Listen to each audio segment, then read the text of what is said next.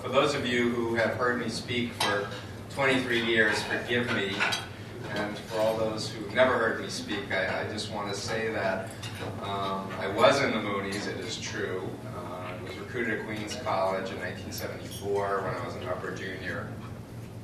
And I did drop out of college, quit my job, donate my bank accounts. Believe Moon was my true parents. And my father and mother were my physical parents and worked tirelessly in the group for 2.5 years. The van accident was due to sleep deprivation. I was up for 3 days without sleep and drove into the back of a tractor-trailer truck at 80 miles an hour. And being in the hospital led me to call my sister. I have 2 older sisters. And this one sister, Theo, I was always closest with, had never criticized my involvement with the Moonies the whole time. She always just said how much she loved me and how she missed me and how she wanted me to spend more time with her and with her children. And I think it was the accident and being away from the group for several days and the trauma. I called her and she said, come home to visit and I'll take care of you. And I was a leader, so I could get permission. I knew I could wangle it, but I was so afraid that my parents would deprogram me, you know, and I would be beaten and tortured and all of that stuff, that I made my sister promise not to tell my parents, and then I would agree to visit. And as it turned out, my sister, for the first and only time in her life, broke a promise, did tell my parents, and they had been looking for me for a year, and they hired a number of former members, including a woman that I had recruited into the group and who had left. And so I didn't just have the accident and leave. There was a 5-day intervention that took place, and the first day was involuntary. My dad literally took my crutches away and said, "Steve, I'd like you to talk to these people." And I couldn't run away and I couldn't fight. And I did my best to block everything that they were saying. And it was only on the second morning that, and I have too many things I want to say. I'm not going to spend a lot on this story, but the second day became voluntary. And it was primarily because my father touched me. He cried, he said, "Steve, what would you do if it was your son? Your only son." And the power of the emotion and the fact that my father never cried, tears in his eyes, made me stop and think from his point of view what it must have looked like to the outsider. Of course, I was absolutely convinced Moon was the Messiah and I was doing God's will and the divine principle was true, etc. But it was the force of that emotion that I wanted to allay his fears. And I agreed to talk to these people, even though I assured him I knew all the information they had.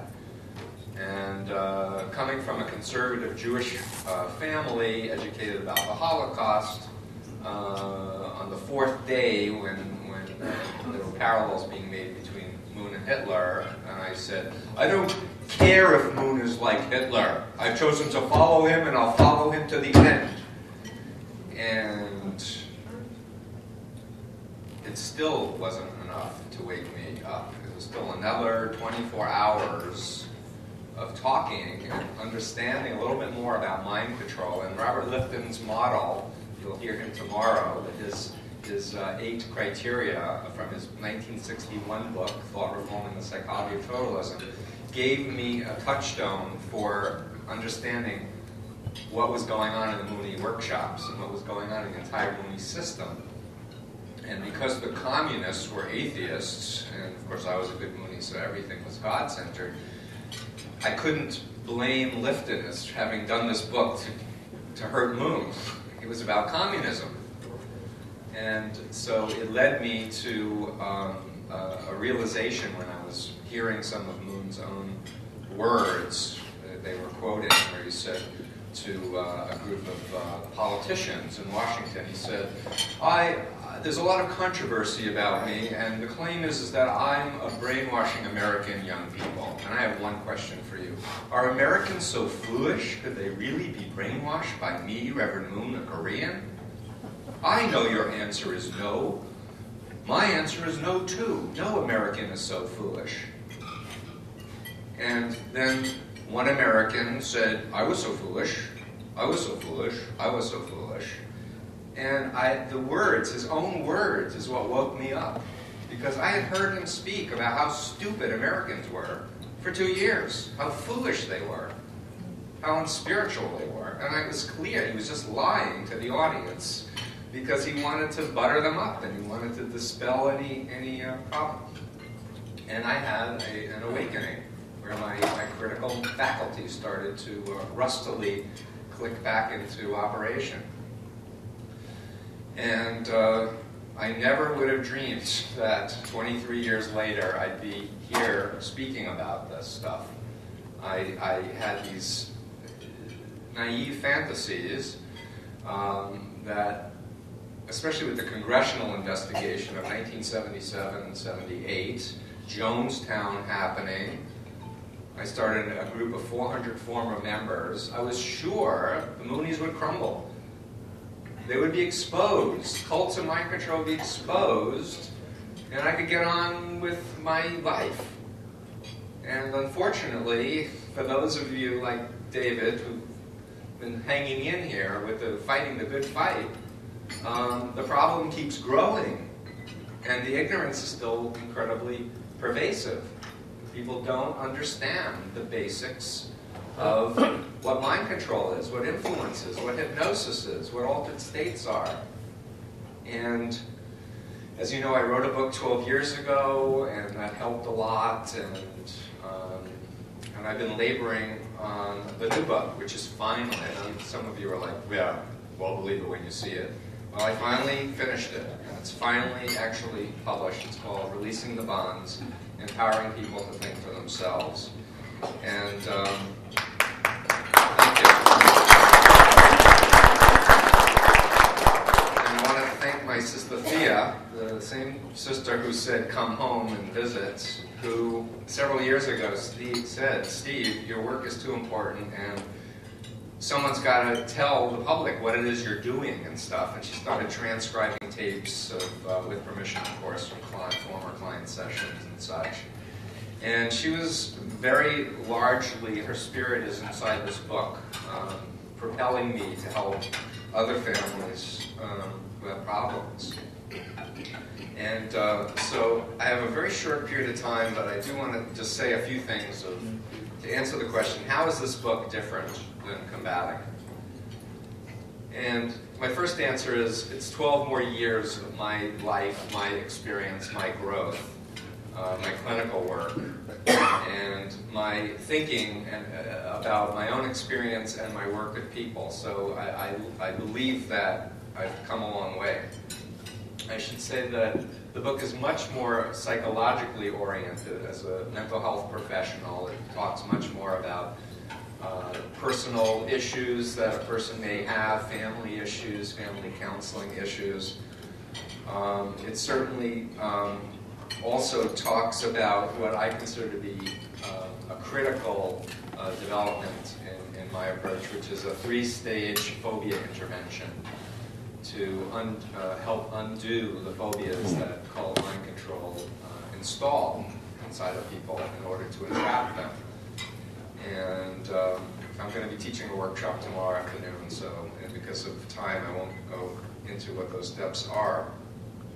In Combating, I talked a lot about the cult identity and the real identity, what I call John and John cult member, and I emphasize working with the real John. And in this book, I talk not only about that, but also working with the cult identity. And I found that's a very important dimension of really reaching out and developing rapport and trust and gathering information and planting seeds.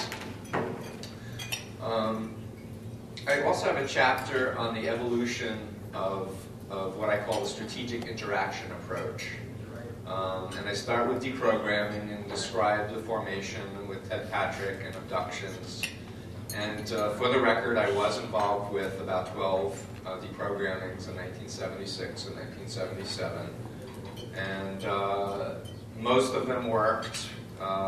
in the sense that the people left the Moonies and they were grateful to leave the Moonies. A couple of people went back, and that subsequently left, I understand. But it was not for me. It was too stressful, too traumatic, and I stopped doing it in 1977. And by 1980, I just reached a point where I just needed to speak publicly and critically of deprogramming, of forcible interventions, which was unpopular with a lot of people who had been rescued involuntarily, or parents who had rescued someone with that method. But I still feel very strongly that even though the person can get out, it's still a very traumatic, not to mention illegal effort. And so I talk about the evolution of exit counseling and how it moved towards the direction of a voluntary approach, still very content-oriented. And then the evolution to what I call now the strategic interaction approach, which is much more process-oriented. And what I believe is with the advent of the internet, where content could be placed on the internet that will be there 24 hours a day, 7 days a week for anyone to access as long as they have a computer or know someone who has a computer, that this book really focuses on giving people the tools, mental health professionals, clergy, family members, friends, citizens, the kinds of things to say and do to help someone involved with a mind control cult, to essentially circumvent the need for an intervention, hopefully in a lot of cases, by undoing the phobias, by raising some of the critical reality testing questions, and then pointing them to the internet where they can meet former members, read the material for themselves, and think about it. And sidestep the whole phobia stuff about that they're going to be kidnapped or beaten or tortured or whatever. And the internet is an amazing tool, and I think its potentials are yet to be discovered and tapped. And I deal with the 10 errant beliefs, I call them errant beliefs, that I keep hearing over and over and over again, and I'm sure those of you who are working full-time or even part-time in this field have heard them too.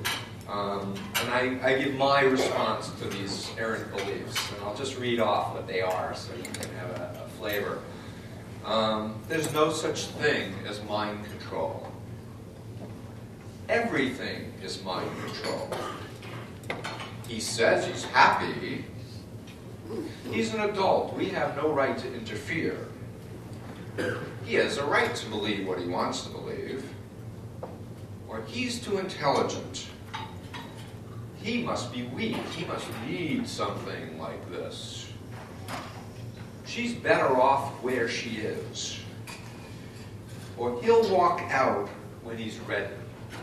Or we've lost hope. It's too late. They've been in, 10 years and they're married, so there's no hope. And I take each one of those and I say, that's not my experience. And I tell it how I see it. That intelligent people can be deceptively recruited and indoctrinated into a mind control cult. That hypnosis does exist, that social psychology has thousands of experimental examples of how intelligent people can be manipulated through social influence techniques to do all kinds of things they would never choose to do if they knew in advance what was going on. And that, yes, some people may have had some problems before they got recruited into a group, but I can tell you the group is not going to solve the problem. And when they come out, they're going to realize, yeah, the same problem's there, and I got to deal with it. And as far as the chapter on mind control and combating, I talked about my BITE model. Although in combating it wasn't called the BITE model, but it's 4 components: behavior control, information control, thought control, and emotional control. In this new book, I also incorporate Margaret Singer's 6 conditions of thought reform, as well as Robert Lifton's 8 criteria. So I try to put it all in one place for people to use. The last chapter is my wish list of what I think needs to happen, and it's essentially a call to activism.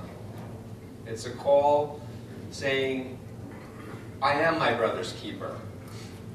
And even though individuals in cults are not necessarily asking for help, they're in trouble and they need help.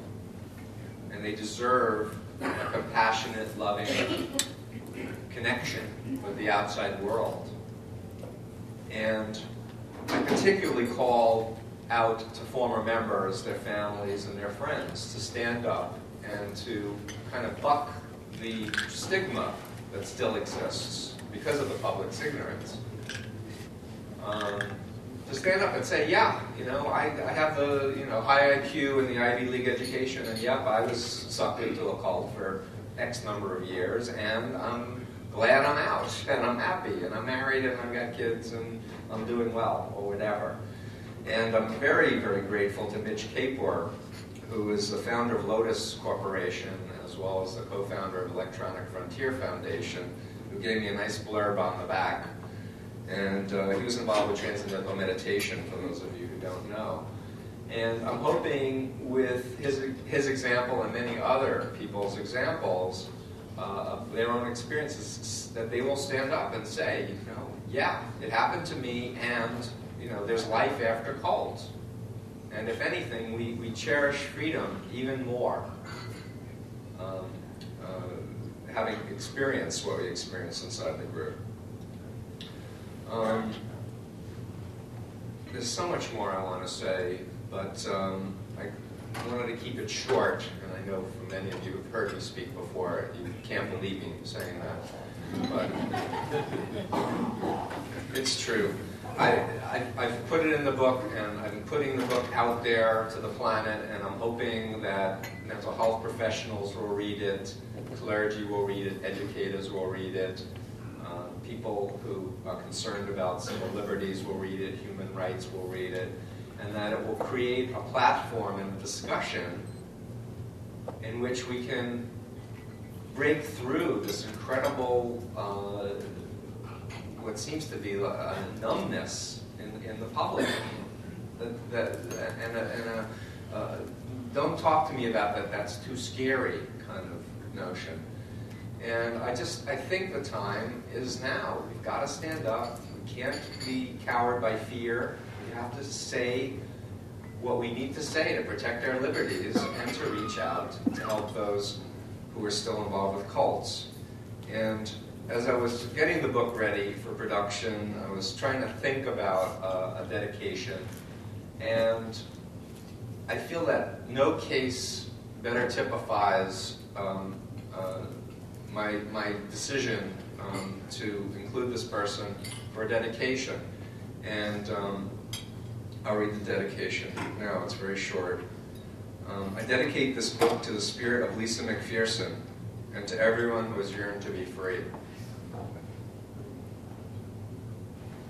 And to me,